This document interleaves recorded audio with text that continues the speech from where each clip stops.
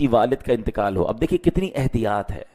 اور اس کا ورثہ ظاہر ہے اب تو پیسے بچوں کے ہو گئے، گھر والوں کے ہو گئے، اس میں کوئی ایک نابالغ بچہ ہے، یتیم ہمیشہ نابالغ ہوتا ہے، یہ بھی یاد رکھیے گا۔ آپ کو 40 سال کا بوڑھا کہے میں یتیم ہوں، میں میرے ماں باپ انتقال کر گئے، تو پھر تو ہم تقریباً جتنے بڑی عمر کے لوگ ہیں سبھی یتیم ہیں، ہم میں سے کئیوں کے والدین چلے گئے ہیں۔ تو یتیم جب تک نابالغ ہوتا ہے وہ یتیم ہوتا ہے، یاد رکھیے گا۔ اب مثال کے طور پہ کسی کے والد کا انتقال ہوا اور اس کے بچوں میں سے کوئی ایک بچہ بھی نابالغ ہے، تو اب پیسے تو سب کے ہو گئے جو بھی انتقال ہوا اس کے، تو اب اس کے بچے ہوئے پیسوں میں سے اسی والد کے لیے یا والدہ کے لیے ایصال ثواب کا اجتماع نہیں کر سکتے،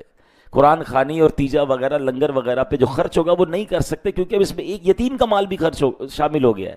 تو احتیاط یہ ہے کہ پہلے سب کا مال الگ کر دیا جائے،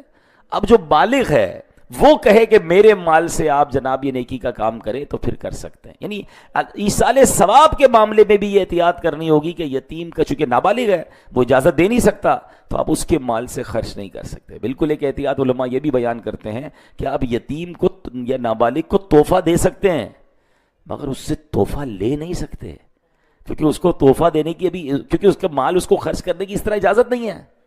اس کی پوری تفصیل ہے، ٹھیک ہے نا۔ تو یہ احتیاط بہت ضروری ہے،